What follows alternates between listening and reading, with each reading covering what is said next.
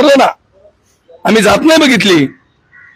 आणि जे मराठा समाजाचं दैवत जरांगे पाटलांनी काल तर असं आवाहन केलं की म्हणजे महाराष्ट्रात मध्ये घरात घरात घुसू काय करू, घरात घुसू काय करू, घरात घुसू काय करू, काय करणार आहे घरात घुसू. पाटील तुम्ही काय करणार आहे घरात घुसून एवढं एकदा सांगा.